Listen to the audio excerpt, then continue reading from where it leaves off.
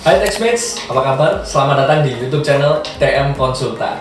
Bersama saya Josia Reza dalam acara TM Talks. Hari ini saya tidak sendirian, karena hari ini saya mau ngobrol-ngobrol bersama seseorang yang cukup inspiratif, yang sudah sangat berpengalaman dan bisa dibilang sukses di bidang yang dia tekuni selama ini. Langsung aja kita sambut Ko Ryan Rimantoro. Oke, halo. Ya. Gimana kabarnya? Sehat. Oke. Oke, sebelumnya mungkin bisa perkenalan dulu. Koko nama, terus bekerja di bidang apa, udah berapa lama, kurang lebihnya seperti itu. Oke, jadi kenalin ya, aku Ryan. Usia boleh disebutin? Boleh. Usia 27 tahun. Kebetulan saya bekerja di bidang agent property ya sekarang. Agent ya. property, Agent oke. property gitu. Sudah berapa lama kok di bidang agent Kalau property? sekarang dari properti itu 2018 ya. Dari 2018, 2018. berarti sudah kurang Sudah lebih 4 jalan 5 tahun. Jalan ya? 5 tahun. Oke, udah cukup lama ya. Sudah cukup lama. Oke, awal mula bisa terjun ke bidang properti, jadi agent properti gimana sih ceritanya? Jadi awal mula itu sebenarnya sih secara nggak sengaja mungkin. Ya. Bisa dikatakan nggak sengaja ya. Soalnya kan kebetulan aku suka olahraga basket. kan? Suka olahraga basket. Suka olahraga Oke. basket.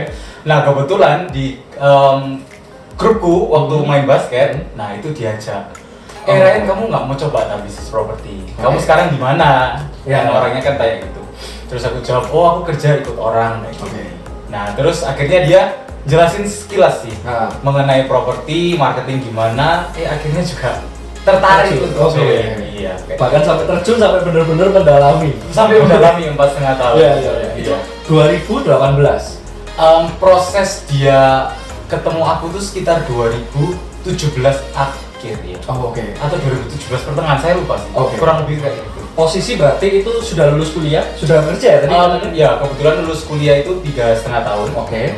3,5 tahun lalu sempat kerja ikut orang. Oh, sempat kerja Nah, ikut pada orang. saat ketemu tuh ya kerja ikut orang itu sih. Oh, gitu. Gitu. Sebelumnya kerja masih ada hubungannya dengan bidang properti nggak waktu itu?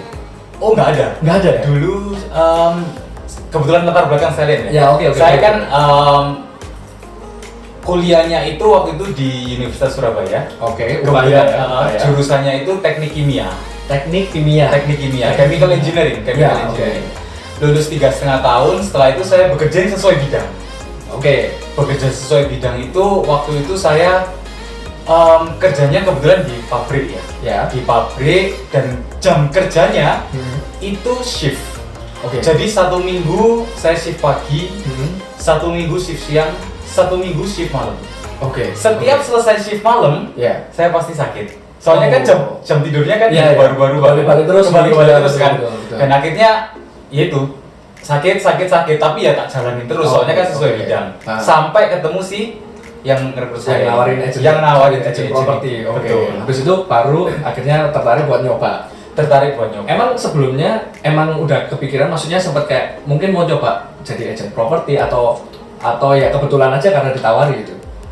Sebelumnya nggak pernah kepikiran pernah untuk kepikiran. menjadi kerja di bidang marketing. Oh iya. Karena kebetulan kan jurusannya juga chemical engineering Ya, kan. Dulu itu saya banget sih memang ya. Dulu itu saya kepinginnya itu pertambangan, mining, offshore kayak gitu. Ya. Tapi cuma nggak keterima, akhirnya masuk situ. Jadi nggak ada kepikiran sama sekali untuk masuk di marketing. Oh gitu. Terus berarti apa yang akhirnya bikin Koko percaya diri nih masuk ke marketing kan ya? Ini berarti kan marketing, sedangkan backgroundnya nggak ada nih, nggak ada seputar marketing. Bahkan kalau teknik bukan fakultasnya aja, bukan fakultas ekonomi marketing gitu kan. Apa yang akhirnya bikin Koko itu percaya diri? Oke, aku bisa nih.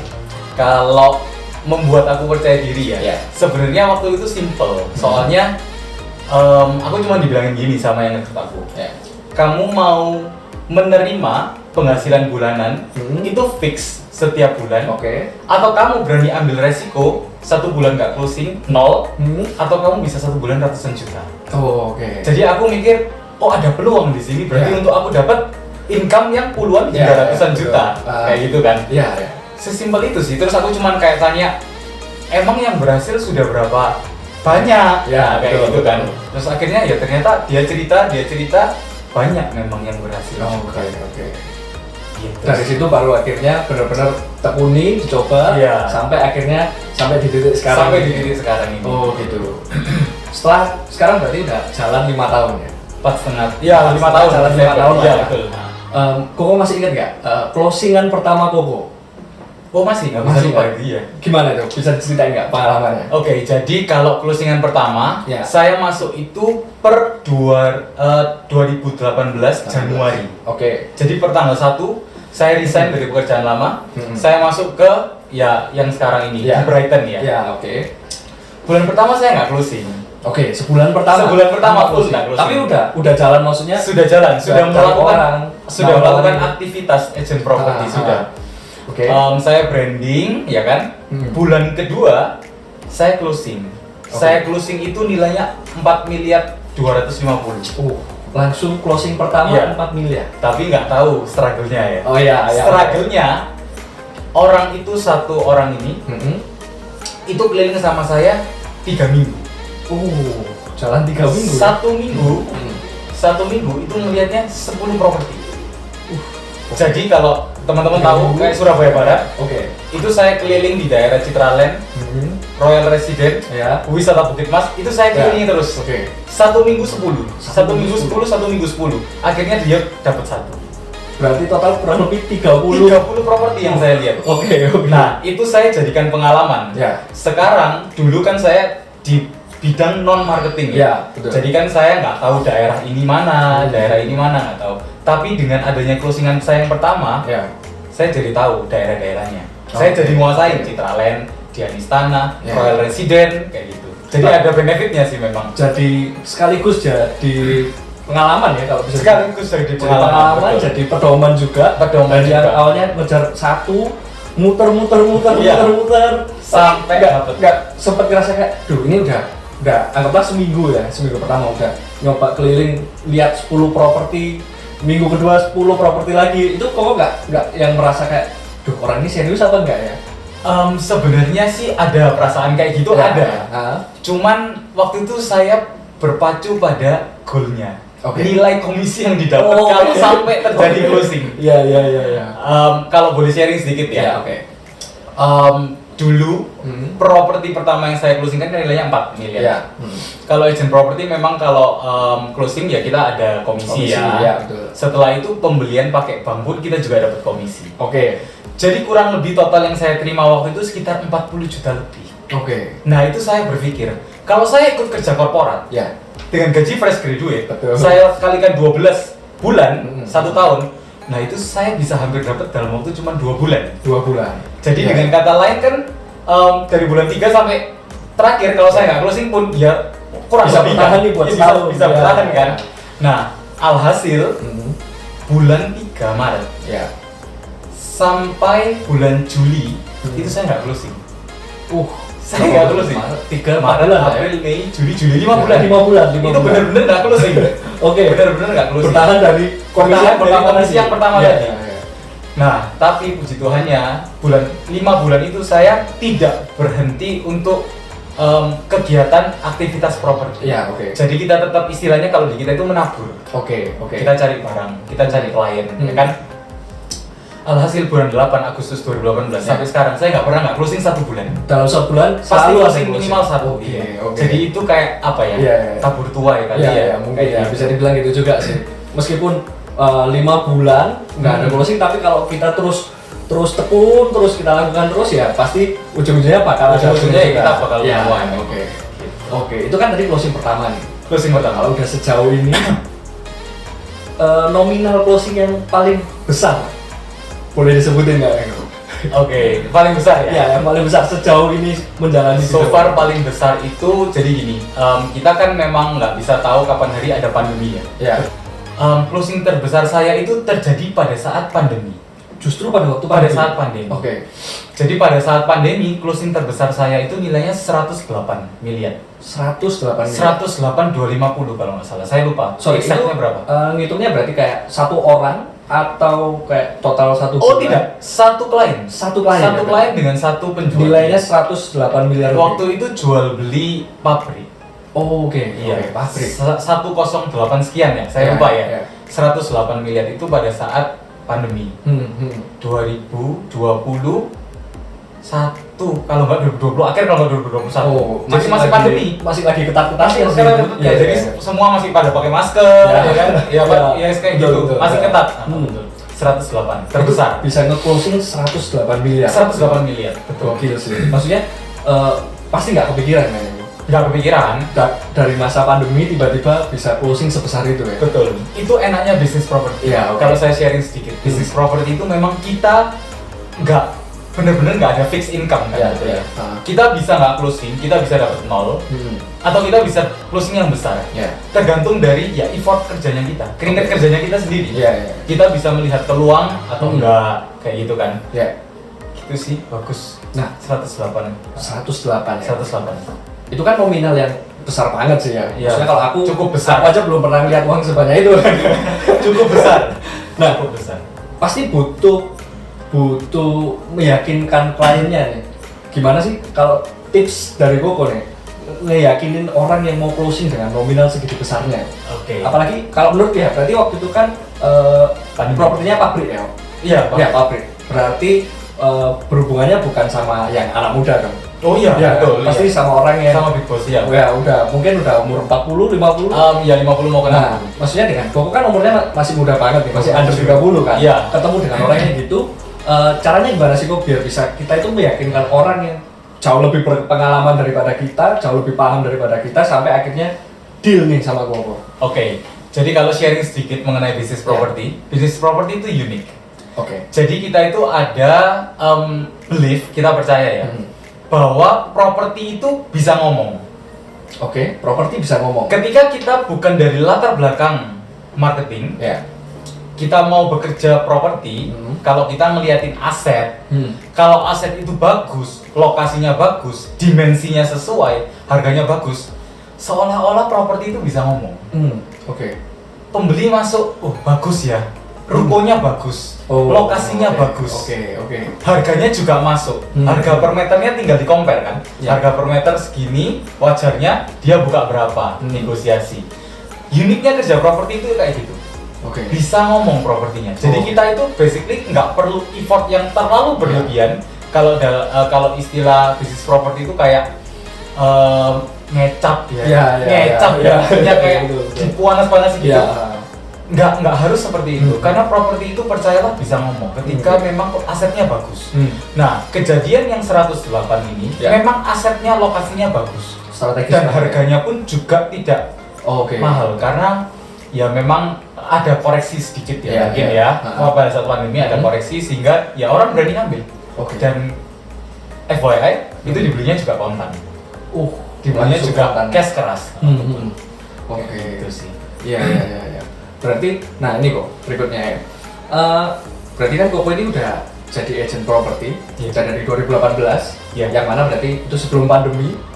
Terus masuk di 2020, 2021, masuk ke pandemi yang benar-benar lagi gila-gilanya waktu itu. Sekarang ya untungnya sudah bisa dibilang kalau sekarang udah bisa dibilang endemik lah ya. Nah, ya kita udah lebih longgar, udah lebih bebas. Gimana sih kok sepanjang tahun Koko menekuni bidang properti ini, perkembangannya seperti apa? Dari yang awalnya sebelum pandemi, ketemu pandemi, sampai sekarang udah ya puji Tuhannya udah mulai membaik lagi ya. Oke, ini mengenai kayak bisnis propertinya atau harga propertinya? Tren propertinya. Tren propertinya. Kalau tren propertinya satu kata, tidak pernah properti itu turun. Sudah itu fix underline. Jadi kondisi Jadi harga itu pasti cenderung naik terus. Kalau orang bilang harga properti cenderung turun atau apa, itu mungkin untuk kalangan-kalangan dengan orang yang menjaminkan asetnya di bank. Jadi dia nggak kuat kena bunga. Akhirnya dia, lah tak lepas aja. Daripada gulung bunga tambah kacau kan. Betul. Jadi mungkin ada yang koreksi ya orang-orang seperti itu yang bisa dikatakan harga turun. Tapi basically harga properti sendiri nggak ada istilahnya turun. Contoh paling gampang ini kan teks ya. Kita kayak tahu ada PBB. Nggak mungkin harga PBB per meter turun. Betul. Nggak masuk di akal. Iya kan? Betul. Pasti trennya naik terus. antara PBB-nya naik tahun ini atau stuck harganya. Ya kan? Tapi turun sangat jarang ditemukan. Hampir tidak ditemukan. Seadanya naik terus. Sama kalau di pasar pun juga begitu. Apalagi kalau saya khususnya di base barat, Ya. Surabaya Barat apalagi orang-orangnya kuat-kuat. Contohnya Ya. di Graha Family, Pakuwon Indah, Citraland, Royal Residence, Wisata Bukit Mas itu kuat-kuat. Ya. Jadi kan jarang orang yang ada. Memang ada beberapa, Ya. ya kan, tapi ya Trennya trennya lebih kecil. trennya tetap naik. Tetap naik. Kalau dulu naiknya begini mungkin sekarang naiknya ya. Oke, ya. Tapi tetap naik. Ya. Gitu. Oke, itu kan yang so far dari 2012 sampai sekarang 2022. Nah, menanggapi yang lagi rame nih tuh, tahun 2023 banyak yang bilang kita bakal terjadi resesi. Resesi 2023. 2023. Nah, kira-kira kalau dari segi properti, dari bidang properti, kira-kira bakal mengalami dampak yang seperti apa sih kok kira-kira? Oke, Kalau terjadi resesi. menurut saya ya, Ya. ini review singkat menurut pengalaman saya. Ya. Jadi resesi 2023 semoga Indonesia nggak kena resesi. Ya, Yang ya. pertama, UMKM kita kuat, Betul. ya kan? Oke, kalau untuk di bidang properti, intinya itu tetap pasti ada orang yang butuh uang, Ya. ada orang yang cashnya kuat. Oke. ya. Ya, betul. Jadi mau nggak mau, pasti yang lemah diambil sama yang kuat. Oke. Muter terus aja. Tapi sama halnya seperti pandemi, pasti trennya pasti naik, nggak Oke. mungkin turun. Pasti tetap naik. Pasti tetap naik. Transaksi apakah ada? Saya jamin 100% pasti ada. Pasti ada ya. Pasti ada.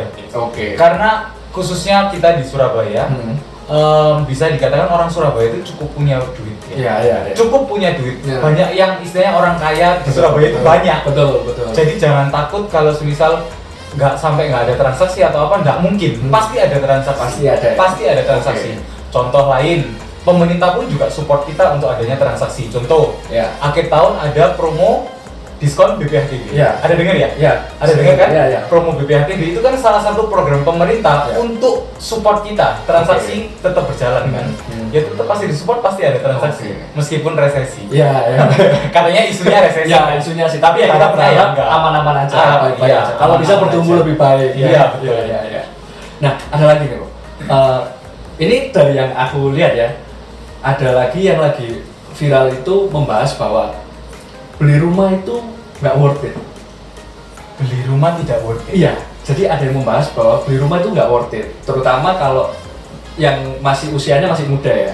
Meskipun punya uangnya, kayak kalau yang mereka bilang lebih baik sewa aja, sewa Oh, iya. aja, baru uang yang seharusnya cukup aja nih buat beli rumah, mending kayak diinvestasikan ke yang lain. Nah, kalau dari Koko gimana nih nanggapinya? Istilahnya kalau ini saran ya, Ya. kalau dari pandangan saya. Kalau beli rumah untuk investasi, Ya. pilihannya ada dua kan. Kita harus didiamkan rumahnya, ya kan? Atau kita sewa-sewakan. Oke. Yang rugi itu adalah ketika rumahnya kita diamkan. Oh, oke. Karena nilai bangunan pasti defisit kan. ya betul. Nggak dihuni, nanti rusak, Tetap bocor, rusak, ngecat, ya. ya kan? Kecuali kita sewakan. Oke. Kalau kita beli, kita sewakan, ya itu pasti oke. Pasti nggak ada, istilahnya rugi nggak ada. Oke. Tapi a good investment itu ketika kita beli tanah. Oke. Menurut Tanah saya aja itu ya. paling top nomor satu, beli tanah. Oke. Itu very good investment. Hmm. Karena ya satu lagi, kita nggak ada perlu ngerawat bangunannya istilahnya. Oke, ya, ya. Kan nggak ada bangunannya. Tanah kan nggak ada yang dirawat Ya, kan. nggak defisit ya. Udah biarin Ya, ya. naik. Oke. Kayak gitu. Oke. Berarti tetap sebenarnya bukan nggak worth it ya. Bukan nggak worth it. Beli Semua rumah, worth it. beli properti itu worth it aja selama kita bisa memanfaatkannya semaksimal mungkin. Dengan tepat. Kalau bisa disewakan ya disewakan. Dengan gitu ya. tepat. Oke. Dan jangan minim informasi ya. Oke. Kalau semisal kita mau beli sesuatu, silakan tanya pada property advisor. Oke. Jadi bukan agent ya, tepatnya itu Ya. advisor yang bisa memberikan saran dengan benar. Kalau saya mau ambil rumah ini, gimana ya ke depannya? Cari agent yang jujur, Oke. yang bisa memberikan pandangan ke depan. Ya. Oh, developernya ternama ini, nanti ada pengembangan ini. Nah, Oke. carinya advisor. Kalau Oke. saran saya kayak gitu. Oke. Nah, Koko kan udah cukup lama nih bergerak di agent properti. Ya. Ada nggak tips buat mungkin text-message yang lagi nonton kita ada juga yang tertarik untuk jadi agent properti? Kira-kira ada tips nggak untuk pemula yang ingin juga berkarir seperti Koko jadi agent properti? Oke, jadi intinya kalau Ya. mau memulai bisnis properti, satu yang harus ditanamkan. Ya. Semua pekerjaan itu marketing. Oke. Semua pekerjaan itu pasti supply and demand. Ya. Tapi kita itu di center. Ibarat kalau roda, kita itu di porosnya. Di poros, oke. Di porosnya. Entah orang mau di atas, entah orang mau di bawah, kita di poros. Tetap kita cuma menjualkan stabil. Iya. Menjualkan orang yang butuh duit, mencarikan orang yang kaya. Jadi intinya bisnis properti kalau sejauh ini ya, meskipun ada pandemi delta yang serunya kayak gitu, betul. Ya kan? Tetap transaksi pasti bisa terjadi. Karena seperti yang kita tahu, nggak ada barang yang lebih mahal dari properti yang bisa kita jual. Coba sebutkan barang apa yang lebih mahal dari properti yang bisa kita jual. Iya. Bahkan kayak mobil pun cuman ini ratusan miliar. Iya. Nggak ada ya. Setengah triliun. Iya, betul. Jadi kenapa kok nggak mencoba menjual aset termahal yang bisa kita jual? Iya. Oke. Itu tadi seputar tentang agent properti, tentang dunia properti. Nah, kedepannya nih kok, kira-kira ada goals apa lagi yang mau Koko capai? Kalau goals puji Tuhan, saya kan di Brighton ya. Salah satu brand yang terbesar sekarang. Namanya Brighton. Teman-teman boleh Google, ya kan? Kalau kepingin tahu silakan. Kalau goals sih puji Tuhan tahun ini. Saya sudah dipercaya oleh kantor, oleh Brighton Pusat untuk dibukakan kantor sendiri. Per 1 Juli kemarin.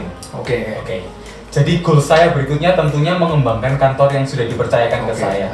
Mungkin dalam jumlah manpower, ya kan, dalam jumlah barang yang ditemukan kita, ya tetap tentunya ada target-target sendiri sih. Cuman kalau Brighton itu bagus sekali karena sekarang saya informasikan ya. Brighton itu tidak di franchise. Brighton itu tidak bisa, kita punya uang terus pinjem brand, itu tidak bisa. Yang bisa kita mencapai target tertentu dan Brighton Pusat itu menilai, kamu saya bukakan kantor. Dan Brighton ini sudah go nasional. Kita sudah ada di 21 kota. Dan kita keep expansing terus. Jadi goalnya nanti ya tentunya ya saya mau buka kantor di luar Surabaya, area saya. Sekarang sudah ada di Bogor dan di Jakarta Utara di PIK. Nah, ada target untuk membuka kantor ya lebih luas lagi lah, istilahnya kayak gitu. Ya semoga semua goals-goalsnya tadi bisa segera tercapai. Nah, terakhir nih. Ada quotes nggak atau pegangan hidup nih yang selama ini Koko pegang? Kan apalagi udah mengalami naik turunnya dari awal mulai sampai sejauh ini sampai sesukses sekarang. Kira-kira apa sih pedoman hidup Ko Ryan nih? Kalau quotes sih sebenarnya ya kurang lebih banyak ya quotes-nya. Tapi berhubung saya Kristiani, saya ada satu ayat itu Pengkhotbah 3 ayat 11. Semua itu akan indah pada waktunya.